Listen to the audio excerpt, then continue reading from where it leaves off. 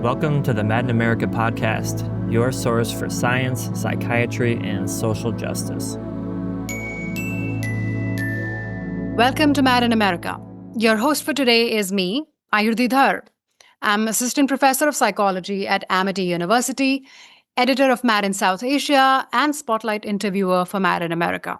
If you are on social media, which, let's be honest, most of us are, it is difficult to avoid posts on mental health. Posts that claim that we have found ADHD in the brain or trauma in the brain or the one gene that causes schizophrenia. But have we ever wondered about the quality of these studies, the pressures on researchers who conduct them, the intentions of the companies who often fund them? You see, once these studies go out into the world, they become powerful narratives. They become stories that shape our experience of us, our experience of grief and distress and pain and joy. And they're kind of difficult to budge, irrespective of how bad the research was. So sometimes they end up causing much harm. That's what we will talk about today. So our guest today is John Ioannidis, possibly one of the most eminent scholars in the world in the field of evidence-based medicine, research integrity. Dr. Ioannidis took the scientific world by storm when he showed in his 2005 paper how most medical research findings are false. Since then, he has been on the forefront of questioning bad research, challenging shoddy science, and also, most importantly, showing us a better way to conduct research and practice medicine. Dr. Ioannidis is a Stanford professor. He's a writer and novelist, I think, a scientist, a physician, an epidemiologist, and a lover of operas. He has a background in medicine and mathematics, but he also teaches a class in poetry, if I'm not wrong. Dr. Ioannidis, welcome to Mad in America. Thank you for the very kind invitation. I have often heard you say across different interviews and different papers that science is the best thing that has happened to us, to humans. And your work has been about doing good science and more than that, protecting good science. It seems to be something you truly love and, you seem to have an equal love for the arts and humanities. So I want to know a little bit about how you came to love science and how you realized that it needs protection. I think that science is a very vulnerable and sensitive human endeavor. It is something that has grown organically with contributions from a very large number of people who have devoted a lot of time and effort in their lives to try to make that happen. I think that my early experiences of meeting with scientists, including scientists in my own family, and seeing how they work and how difficult it is to do good science, how difficult it is to do research, how many obstacles, how many opportunities that are lost, how many challenges in getting things right, how many calculations that are difficult or flawed. All of that was intriguing, exciting, and at the same time, I felt that it was important to try to do it better. I think that this is a common denominator across all scientific fields. Science is not perfect. It is something that is in a continuous struggle to improve. And I think I was attracted very early on, even from my own mistakes, my own difficulties, my own struggle to do good science, seeing how difficult it is and how easy it is to be biased, how easy it is to make mistakes. So I'm going to ask you this question, and I know you have been probably asked this 1,000 times, so I will keep it short.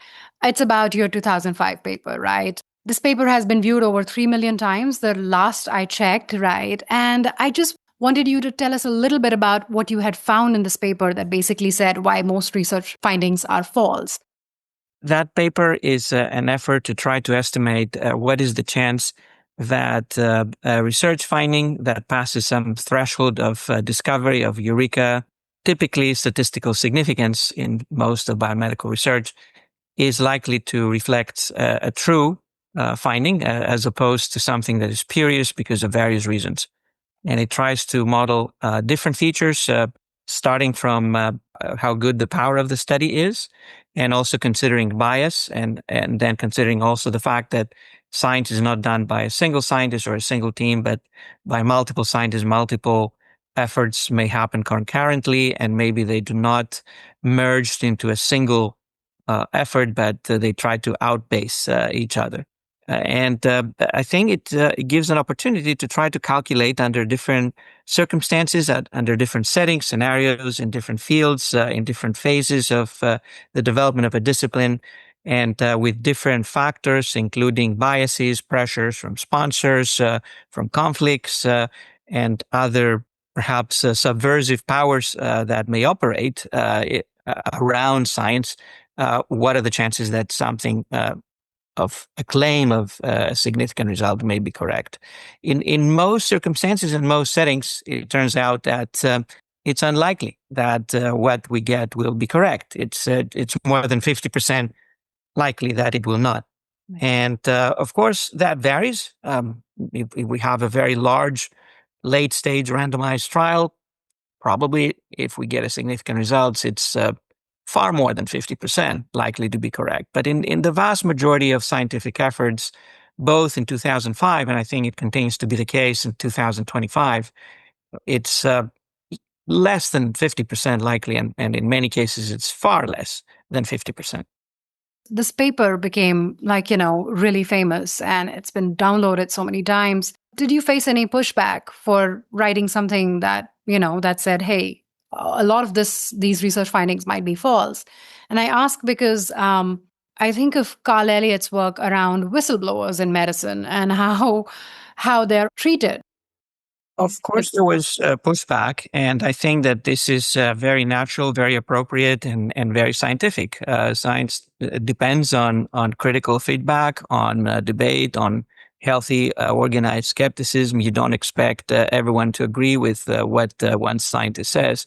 So I think that there was a range of criticism, some of them very superficial and others very deep and very interesting and very constructive. And I think that work in this field has evolved since then and has become more rich, more deep, more interesting, and perhaps also more accurate in many ways across very different scientific disciplines. I think that I avoided, at least for this paper, some of the attacks that whistleblowers may get, as you mentioned, when they try to reveal that a single paper or a single scientist are fraudulent.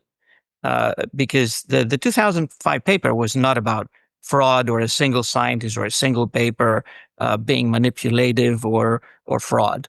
It was about the entire scientific enterprise. And paradoxically, people are more willing to listen that millions of papers may be wrong versus, my paper is wrong and you say that my paper is wrong and I am a problematic scientist. When it gets to a personal level, I think people will react very negatively and emotionally, and sometimes even legally. And perhaps there's good cause in many of these reactions sometimes. When you try to describe problems at scale, people will probably be more tolerant because they may think, well, my own work is not what you're talking about, is it? Yeah. While in fact, the paper does talk about the work of all of us. It's not really making exceptions. I think it shows that anyone and under many, many different circumstances could really succumb to these biases and these forces that shape problematic scientific literature.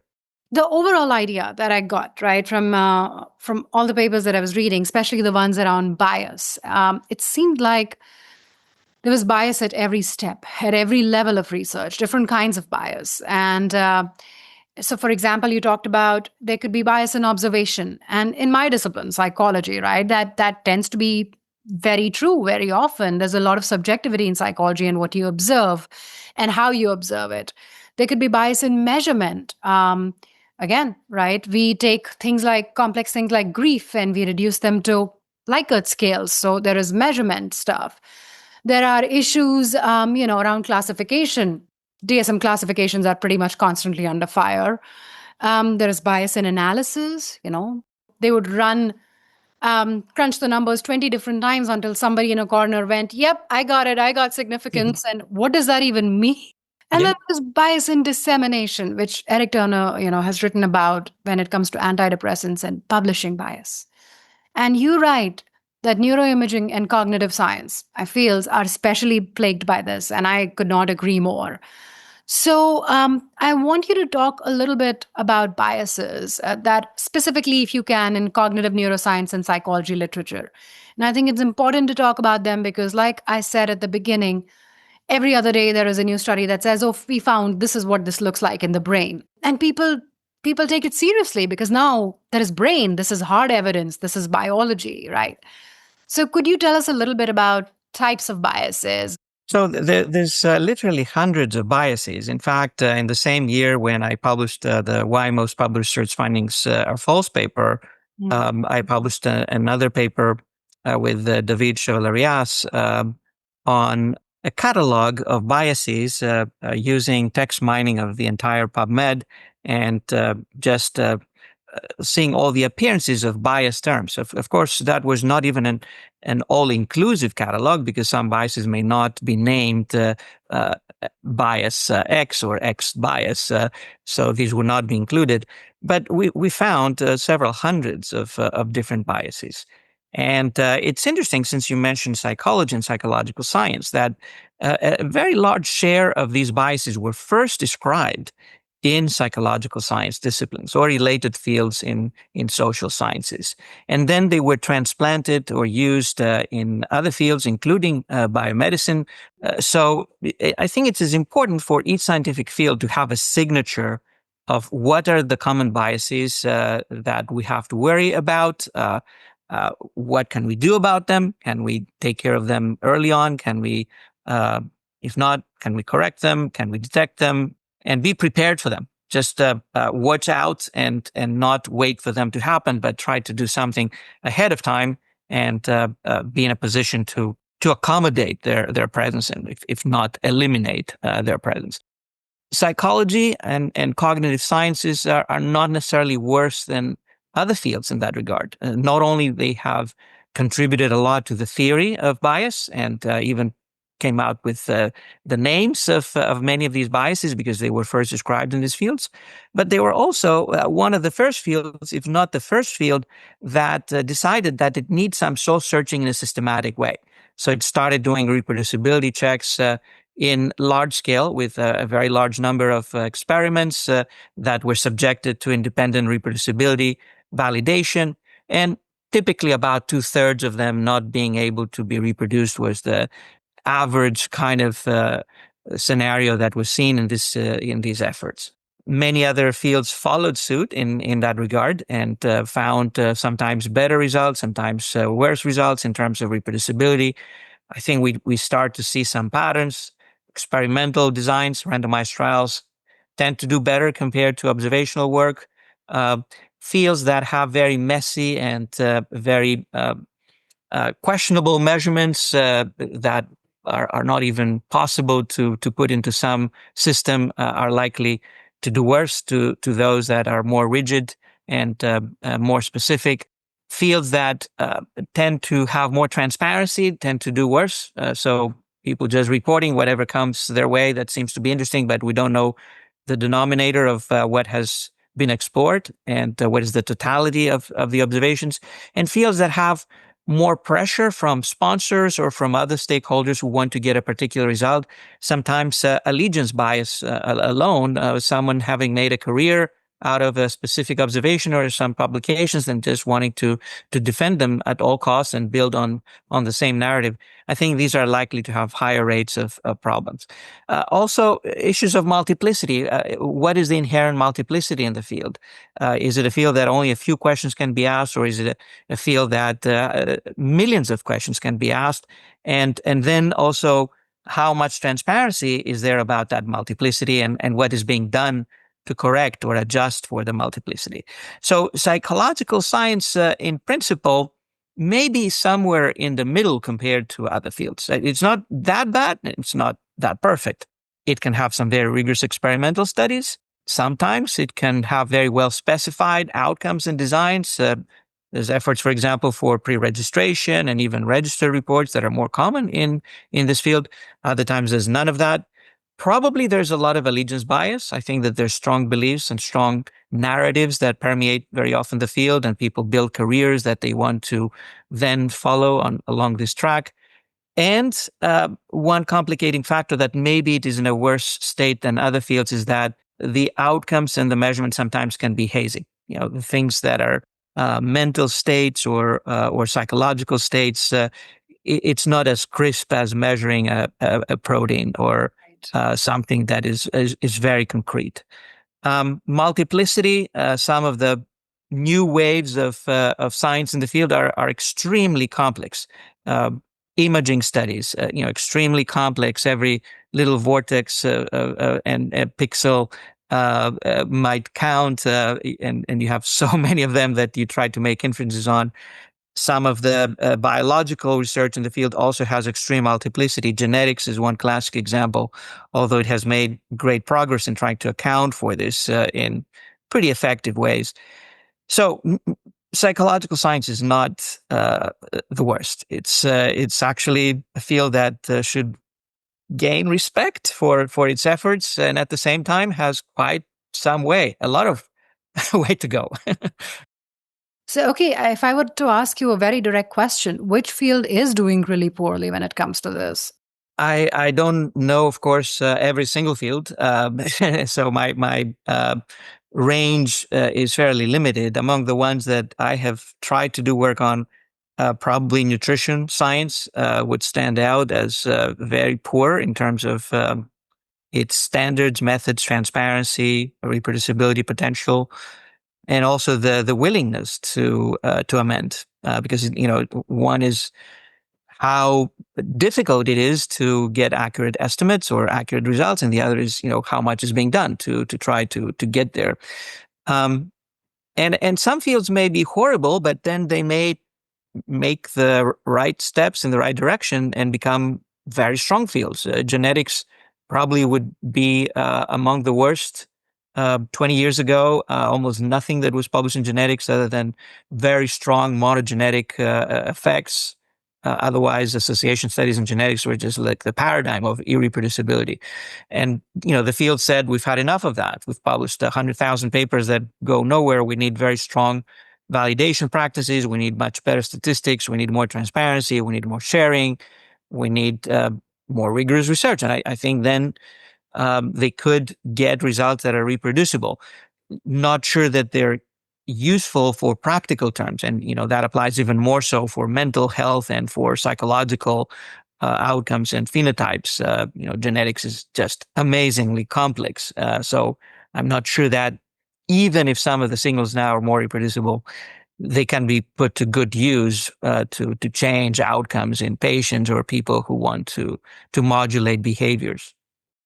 Thank you. You know, what you said just made me think that, let's say 20 years ago, you said, genetics was kind of in trouble and they have made strides in trying to, better themselves. But what I'm thinking here is that when there was this whole thing, oh, hey, we're going to find this gene for bipolar and this gene for schizophrenia, right? And even now, those narratives, once they go out into the world, they are really difficult to dispel. In pop culture, even now, like people will talk about in public, ideas of, there is like there is a gene, it's a genetic, or they would talk about, depression is caused by serotonin. Doesn't matter how many, how much that has changed. It seems like when a narrative is really simple and when it has the push of, simplicity that, it's your biology, it's just a gene that will do it. It makes it everywhere. It spreads like wildfire. But when it comes to things are more complex, those narratives never make it big. They don't come on, the front of Time magazine or something like that. You're absolutely right. There's a competitive advantage for simple narratives, for oversimplified narratives. So, serotonin hypothesis is a largely discredited hypothesis, but it continues to circulate right and left because it's a very easy way to describe what's wrong with you and what we can do about it, and it's just so simple that things should work. But obviously things do not work so simply, and especially for psychological phenotypes and for mental health, they're usually far more complex even than other phenotypes like, cardiac disease or pulmonary disease. They are also very complex, but I think that mental phenotypes are even more complex than that. So, but simple narratives have a competitive advantage for journalists. They have a competitive advantage for bestseller books, for organizations, for many stakeholders who want to say, I know what it is wrong with you, and I have an easy fix for that. And fortunately or unfortunately for mental disease and health, that's not the case, with very, very rare exceptions. Tell me if you remember an example of a study or just something that you would remember that where you saw some of the most egregious examples of bias. The average study that I read every day. I don't want to single anyone out, because I did that in another paper where we were looking at. That was a paper that we posted in the BMJ, and actually the bias that we were discussing was a bias in a method that detects bias. And so, a bias on bias detection. So we published that paper, or we were ready to publish it, with thousands of studies that had done that wrong and had overstretched and over exerted themselves and overclaimed what they could do with this bias detection method.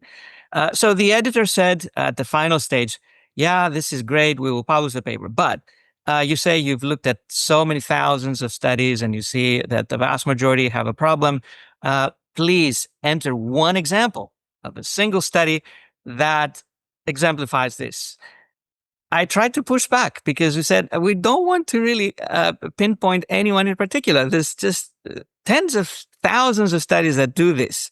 But the editor insisted. So we did put that example. And then a few months later, I met the first author of that particular study. And obviously he was mad in America, because he had been singled out as the one who had this horrible study, while all the other tens of thousands of scientists who just did the same had not been singled out. So I think this is important, and I get asked that many times. What is the worst study? No, there's just millions of studies that have problems, and even though it is attractive to try to say, "Oh, this is the most horrible study," and perhaps people who are engaged in the field, they feel even more intensely the anger and the pain when they see a horrible study.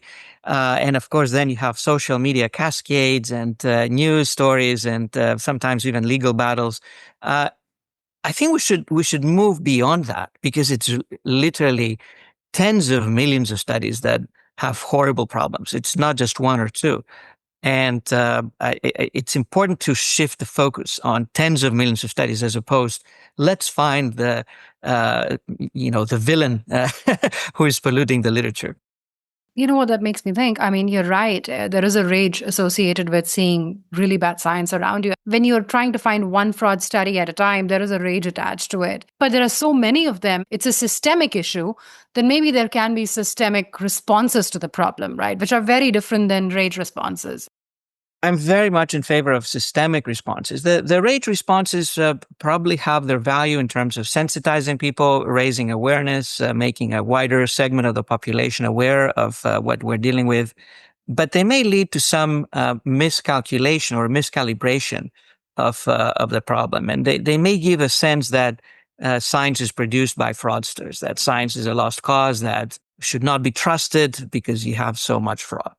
And it's also very heterogeneous. I think that the problems that we face range from very common problems where the scientists are not aware and are just falling prey to their lack of understanding and lack of methodological preparation, all the way to complete fraud, like, the most extreme fraud.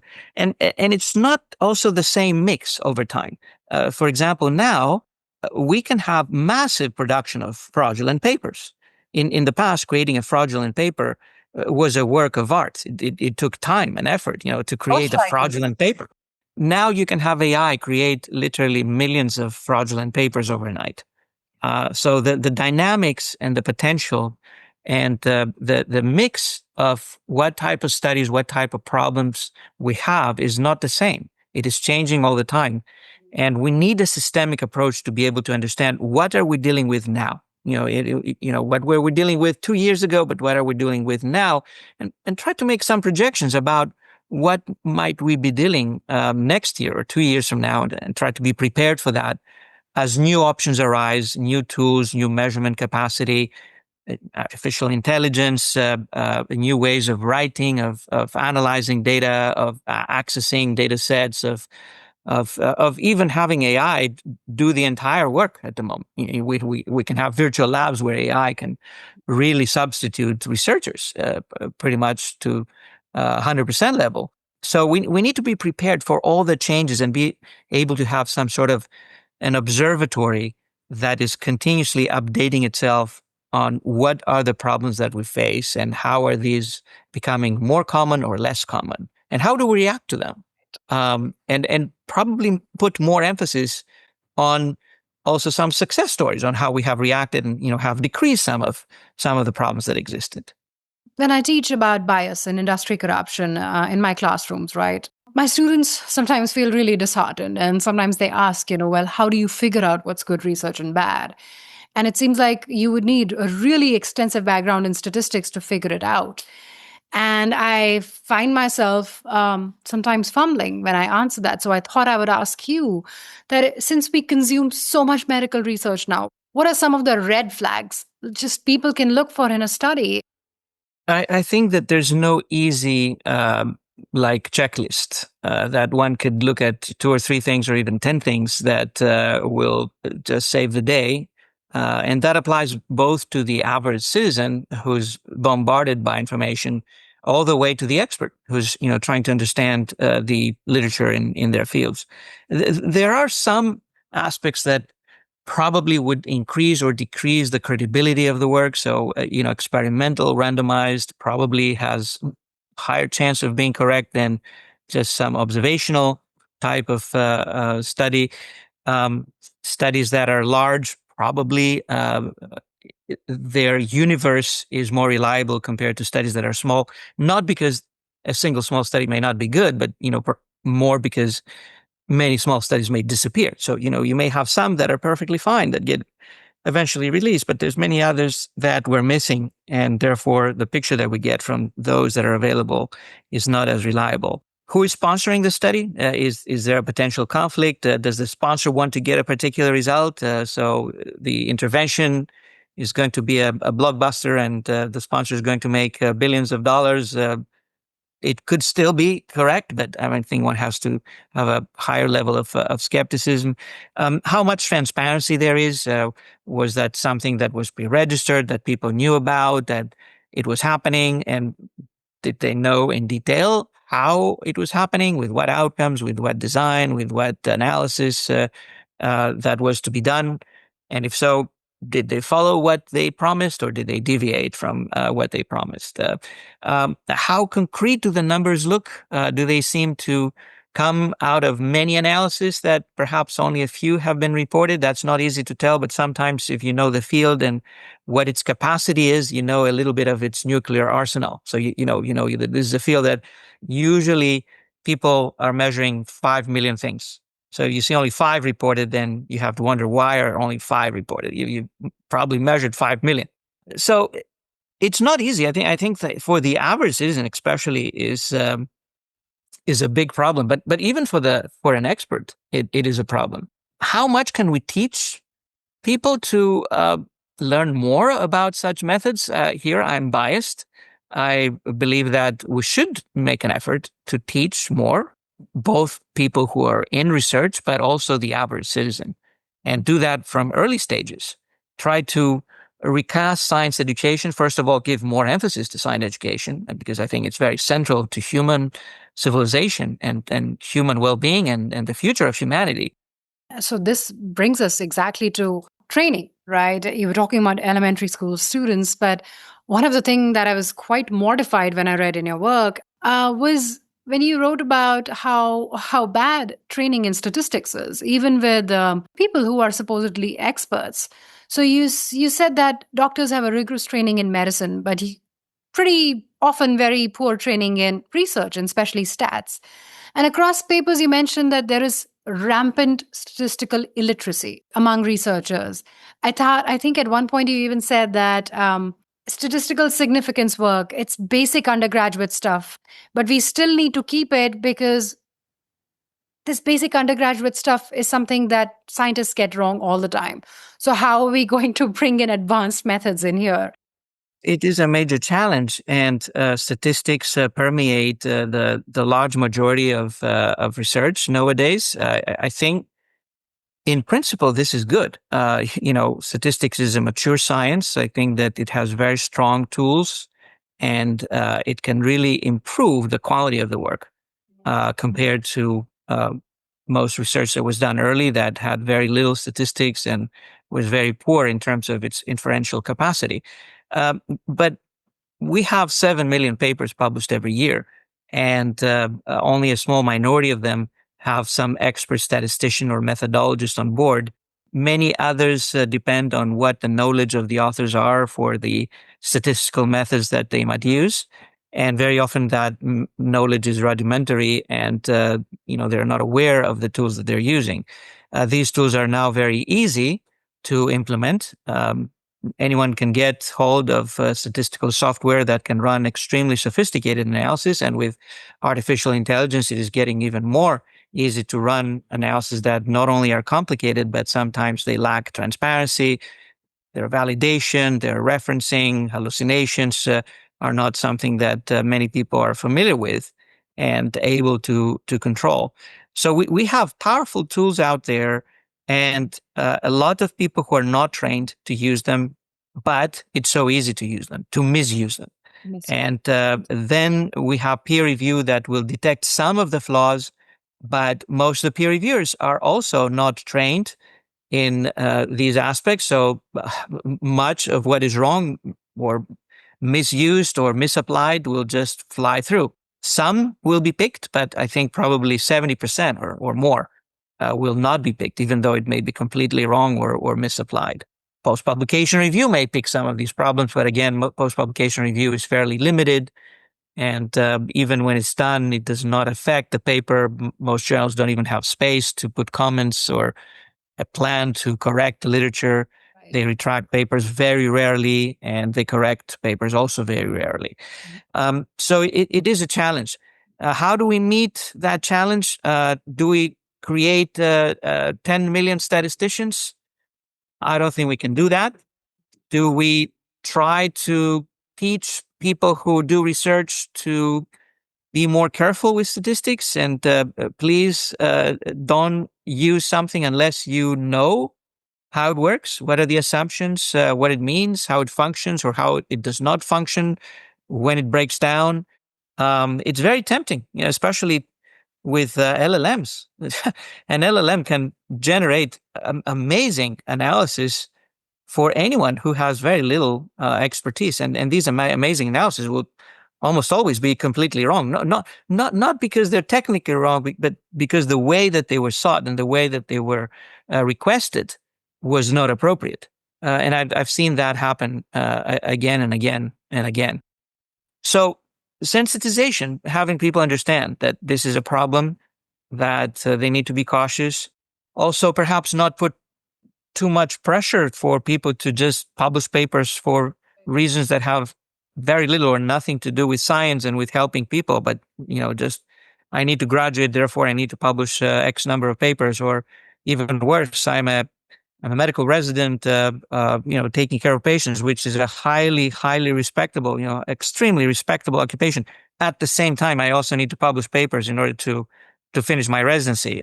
Why? There's absolutely no reason. Being a good physician is a heroic achievement. You don't need to publish also 10 papers in order to get a stamp of approval. So we force people to do things that they're not prepared to do. And I don't think we should blame them if they do things wrong. What I'm seeing here is that, you study bias. You have seen the scope of statistical illiteracy. You have studied all of this. And what I'm kind of trying to figure out is throughout this, when I looked at some of your interviews and your writing, there was still optimism and there was still hope. You were very aware of the fact that I could myself be biased. You mentioned that at multiple places. You mentioned it today. So how do you kind of maintain this hope or humility, and how can scientists cultivate it? Or do you just feel really dejected and defeated sometimes? I think that I feel defeated very often, but at the same time, there is room for optimism. Science has helped humanity over time. has not been a linear progress. I think there has been some back and forth. There have been good times and bad times. There have been dark ages and enlightenment periods, and others that there was stagnation, and others that we had more innovation. And each field also may have different signatures of evolution. There's some fields that may be stuck and just keep publishing thousands and thousands of papers that contribute nothing, and others that may be more disruptive. I think that overall, in the bottom line, when you look at about 50 million people who have contributed to publishing scientific work, this is an enormous contribution of talent, effort, time, resources, capacity. And if you look at 200 million papers, scholarly documents that have been published, even if a small portion of them are reliable, this is a major achievement. So maybe we could do something more to reduce the waste, to reduce papers that are so poor, so horrible, so useless. But there is still quite a bit of very exciting, very worthwhile, useful, trustworthy, reliable, reproducible work that is disseminated. The challenge is how to separate that work from the rest. That we have some tools, but I think it's always a struggle. It takes time, it takes effort. There will be some progress and some steps back, and again, more progress.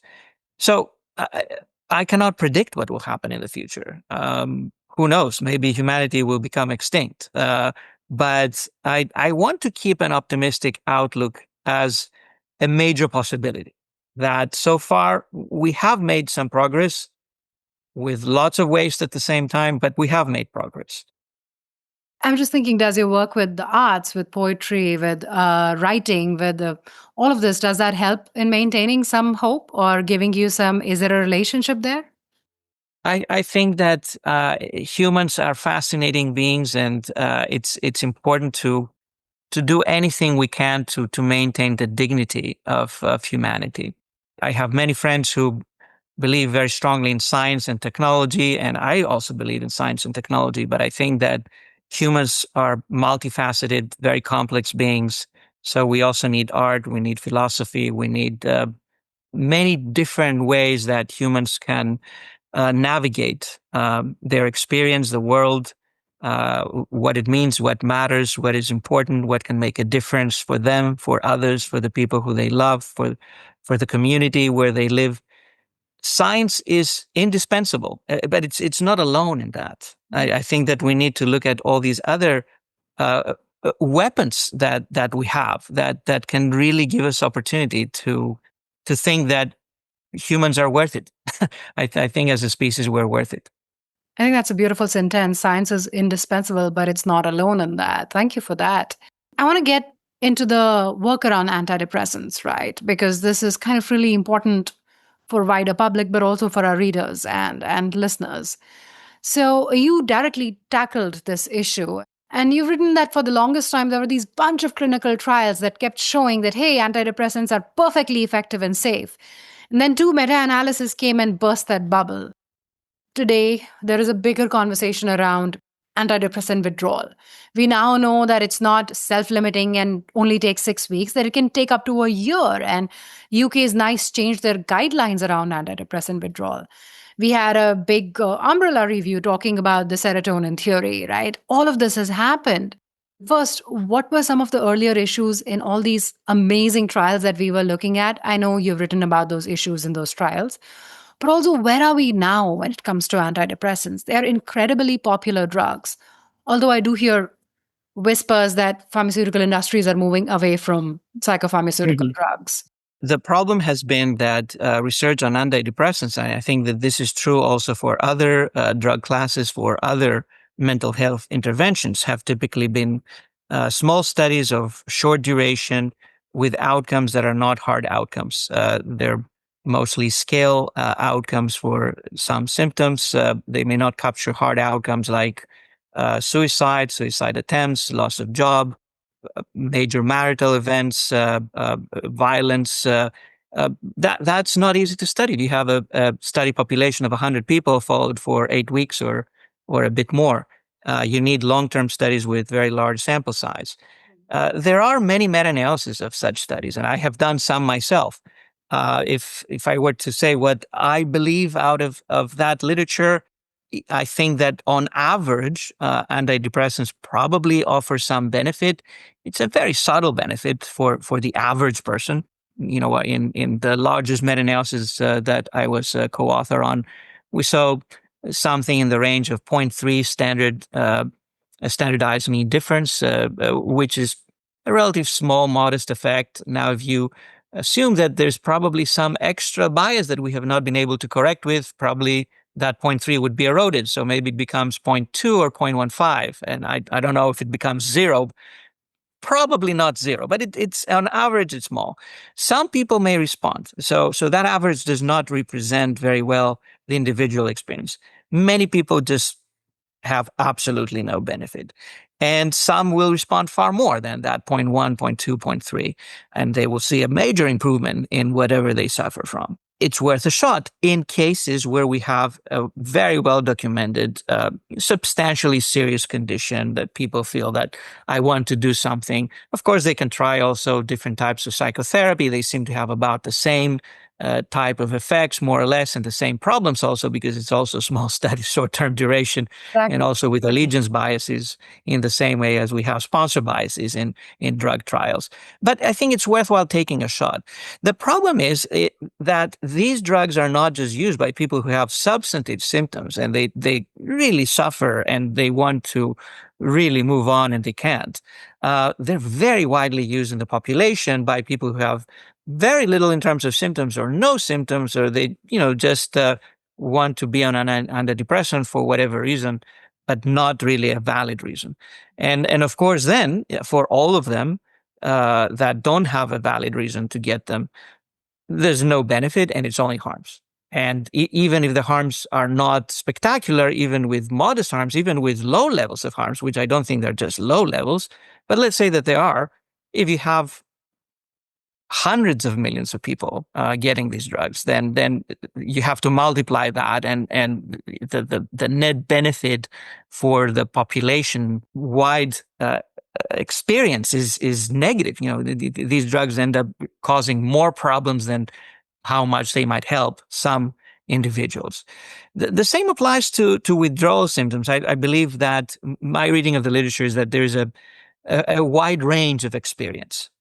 Many people will just notice that they stopped and they just stop, and that's fine. But some will get withdrawal symptoms. And again, that can make a difference. And I think that unfortunately, both for the benefit and for the withdrawal, we have no markers to be able to tell ahead of time who's going to do well, who's going to get the maximum benefit and everything will be fine, and who's not going to do well at all or get no benefit or even get harms.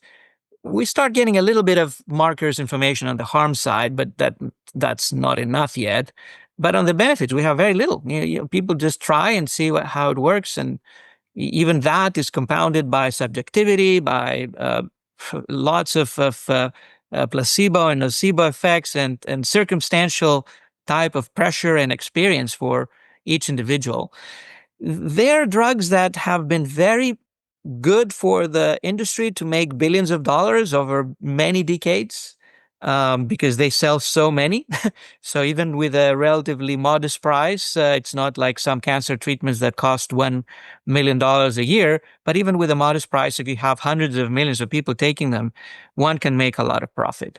So I think this means that the literature is also subverted under that sponsor pressure, which means that experts need to be created who will promote them, and opportunities and meetings and journals put under pressure to publish more positive material about them. And as you say, even though there has been so much benefit for the companies, perhaps they're moving out because they see that they're reaching a dead end, that they don't do more than that. And people start noticing. So, and I think this is good news. It's good news because we do need new treatments. We need new concepts. We need new basic science to try to understand processes and to try to see whether we can have some more effective interventions to improve outcomes in in a very large share of people who are not really getting any benefit, but by anything that we have available to give to them. You were talking about harms, and I wanted to take a minute to talk about harms because you've written about that. There is the notorious Study 329, right, by GlaxoSmithKline, where they had to Yes. pay about $3 billion, where they reported that the antidepressant Seroxat was good for teenagers, adolescents. It was safe and it was effective, whereas the findings actually, when papers came out, they were both ineffective and dangerous. They caused suicidal ideation and acts. I know you wrote about how harms are underreported or certain language is used. And I saw that exactly in Study 329 when I was reading it. There were phrases such as paroxetine was well tolerated, right? Which is a very vague phrase. There was a phrase that said some adolescents showed emotional lability instead of saying they were, suicidal acts. Suicidal, yeah. Yeah, absolutely. So, could you tell us a little bit about how harms are downplayed? We've documented that across very different disciplines. So it's not just antidepressants, it's not just psychiatry. We've seen that in almost any medical disciplines, that harms are underreported, underestimated, and also not commented as much as the benefits. So there's a culture of imbalance between benefits and harms. Very often studies focus almost entirely on the benefits, and there's very little information conveyed in harms. In an early paper that I published in JAMA, it's almost a quarter of a century now, I estimated that the amount of space devoted to reporting of harms was less than the space devoted to the names of the authors. I think that the situation has improved a bit since then because many people have stressed how important it is to be more thorough about documenting and reporting harms. But still, there's, I think, a lot of imbalance. Benefits attract more attention, harms take just a small portion of the space and of the attention and of the documentation and of the reporting. Many harms are meeting a high threshold of resistance to be accepted.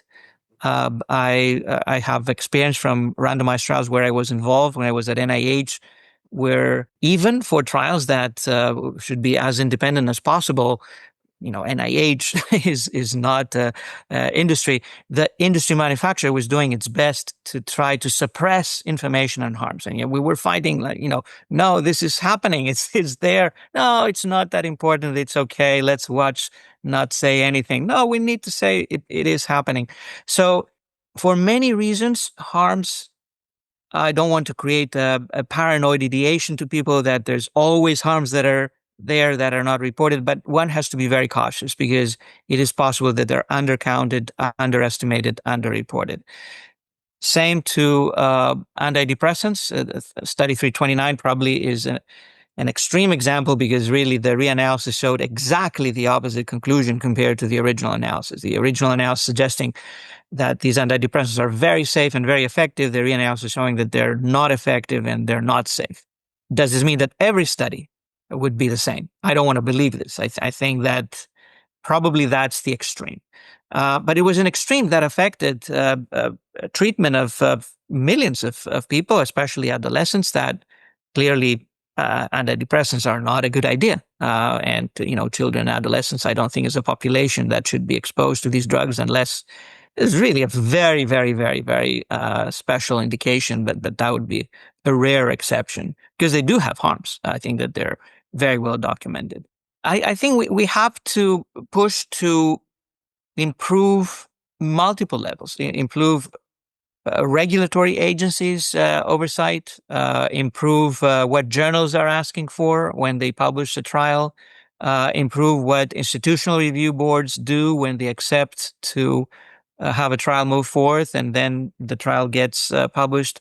What we as scientists, as a scientific community do to try to get a complete picture. And when the picture is not complete, ask for the rest of the information. Where is the rest of the information?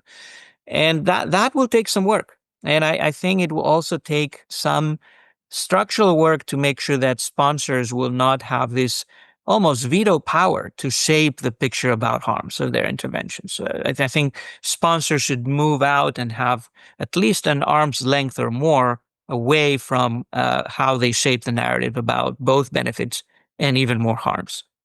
This was wonderful, this whole conversation. You have hope and you have optimism. And honestly, I need some of that. When I look at how large and systemic the issue is, when I look at the cases of Joseph Biderman or Farouk Abu Zaheb, who at one point had his license taken away and then was awarded a Lifetime Achievement Award by the APA. And when I see these things, when I see people who try to do better being pushed down and ostracized and squashed, and people who were caught with their hand in the cookie jar being overly rewarded by institutions, I lose heart. And it's nice to hear you not lose heart, and to have hope. I think I needed to hear that. Thank you so much for the opportunity. And we should not lose hope. Some bad people will just reach very high, but not for too long. Thank you for listening to the Mad in America podcast. For more news, views, and updates, visit madinamerica.com.